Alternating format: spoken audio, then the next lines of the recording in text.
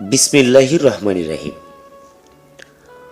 মানুষের বাহির দিকে সবাই বিচার করে, কিন্তু আল্লাহ তাকান মানুষের অন্তরের দিকে। আজকের আলোচনায় আমরা জানব অন্তর কিভাবে আল্লাহর নূর দর্পণ হয় এবং কিভাবে সেই নূরের আলো আমাদের জীবনে আলো ছড়ায়। মানুষের আসল অস্তিত্ব শরীর নয়, অন্তরে। শরীর মাটি থেকে এসেছে, তাই একদিন মাটিতে ফিরে যাবে, কিন্তু অন্তর আত্মা আল্লাহর আদেশে বা আল্লাহর আদেশ দ্বারা সৃষ্টি, তাই চিরন্ত। সুফি বুজুর্গণ বলেন, শরীর আল্লাহর সৃষ্টি, কিন্তু অন্তর আল্লাহর রহমতের বাসস্থান। যখন অন্তর জাগ্রত থাকে তখন মানুষ পথ খুঁজে পায়, আর যখন অন্তর ঘুমিয়ে যায় তখন অন্ধকার তাকে ভুল পথে নিয়ে যায়।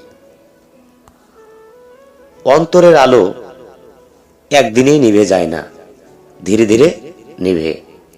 গুনাহে গুনাহে, অবহেলায় অবহেলায়, হিংসা, অহংকার, লোভ, এই তিনটি জিনিসে মানুষের অন্তরকে সবচেয়ে দূরত্ব অন্ধকার করে। হযরত আলী রাদিয়াল্লাহু তাআলা আনহু বলেন, হিংসা ভালো আমলকেও খেয়ে ফেলে, যেমন আগুন কাঠকে খেয়ে ফেলে। যখন মানুষ অহংকারে ভরে যায় তখন সে মানুষের কাছেও দূর হয়ে যায়, আবার আল্লাহর রহমত থেকেও দূরে পড়ে যায়। অন্তরে নূর ফিরে আসে তিনটি জিনিসে। এক নম্বরে রয়েছে জিকিরুল্লাহ, আল্লাহর নাম স্মরণে। যে অন্তরে আল্লাহর নাম বাজে সে অন্তর কখনো অন্ধকারে থাকে না। জিকির শুধু জিহ্বা দিয়ে নয়, হৃদয় দিয়ে। সুফি সাধকগণ বলেন, হৃদয় যখন আল্লাহ আল্লাহ বলতে শুরু করে তখন মানুষের ভিতরকার সব বিষ দূর হয়ে যায়। দুই নম্বরে রয়েছে তওবা, পাপ থেকে ফিরে আসা। এমন কোনো মানুষ নেই যার ভুল হয় না, কিন্তু যারা ভুলের পর সঙ্গে সঙ্গে আল্লাহর দিকে ফিরে যায় তাদের অন্তরে আবার আল্লাহ আলো জন্ম দেয়। তওবা হলো অন্তর ধোয়ার একটা অস্ত্র। তিন নম্বরে রয়েছে সোহবত, অর্থাৎ ভালো মানুষের সঙ্গ। নেক মানুষের সঙ্গ সহজেই অন্তরকে জাগিয়ে তোলে। যেমন সুগন্ধির দোকানে গেলে শরীর গন্ধ লেগে যায়, নেক আমলের সঙ্গেও এমনই হয়, হৃদয় সুগন্ধি হয়ে ওঠে। একটা সৎ মানুষের সঙ্গ করলে আপনার হৃদয় জ্বলজ্বল করবে, আপনার হৃদয়টাও সৎ হয়ে যাবে। মারিফাত মানে শুধু জ্ঞান নয়, মারিফাত মানে গভীর উপলব্ধি। নিজেকে চিনলে, নিজের দুর্বলতা চিনলে, নিজের অভাব বুঝলে তখন আল্লাহকে চেনা সহজ হয়। হযরত দাতা গঞ্জেশ বক্স রহমাতুল্লাহ বলেন, যে নিজের অন্তরকে দেখেছে সে তার রবকেই দেখেছে। যখন মানুষ তার অন্তরে তাকায় তখন সে দেখে তার অন্তরের ভিতরে অহংকার আছে, লোভ আছে, আবার হিংসাও আছে। এগুলো যখন কাটাতে শুরু করে তখন এভাবে কাটাতেই অন্তরে ধীরে ধীরে পরিশুদ্ধি হয়। আর অন্তর পরিশুদ্ধি হলেই আর সেই পরিশুদ্ধ অন্তরে আল্লাহর নূর প্রতিফলিত হয়।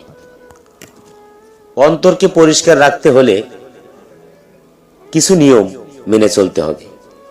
দিনে 5 মিনিট লা ইলাহা ইল্লাল্লাহুর জিকির, প্রতিদিন অন্তত একটি ভালো কাজ, মানুষের দোষ না দেখা, রাগ কমানো, খাবারে হালাল ও পরিশুদ্ধিতা, রাতে ঘুমানোর আগে ছোট্ট একটি তওবা। এই ছোট্ট ছোট্ট আমলই অন্তরের দর্পণকে জ্বলজ্বল করে রাখায় বা রাখবে। যার অন্তর আলোকিত তার চেহারাও জ্বলজ্বল করে, তার কথা শান্তির, তার আচরণ কোমল, তার হৃদয় দয়ার। যে দুনিয়ার জিনিসে উপলব্ধি হয় না, কেউ তাকে কষ্ট দিলে সে সহজেই ক্ষমা করে দেয়, কারণ সে জানে যে আল্লাহকে পেয়ে গেছে, সে আর কিছুই হারায়নি। আমরা প্রতিদিন দুনিয়ার ব্যস্ততায় ডুবে থাকি, কিন্তু অন্তরের যত্ন নেই না। যেমন মোবাইলে চার্জ না দিলে কাজ করে না, তেমনি অন্তরে আল্লাহর নূর না দিলে শান্তি আসে না। দিনে মাত্র 5-10 মিনিট সময় আপনার জীবনের সব চিন্তা কমিয়ে দিতে পারে। আজ থেকে শুরু করুন। একটু জিকির, একটু দোয়া, একটু ধৈর্য আর মানুষের প্রতি একটু দয়া। আল্লাহ আমাদেরকে নূরের পথ দেখাক, গুনাহ মাফ করুক, হৃদয়কে আলোকিত করুক। আলোচনাটি যদি আপনাদের ভালো লেগে থাকে, লাইক, শেয়ার ও সাবস্ক্রাইব করুন। আল্লাহ হাফেজ। জয় গুরু, জয় হোক পাক পাঞ্জাতন, আহলে বায়াত ও বিশ্ব মানবতার।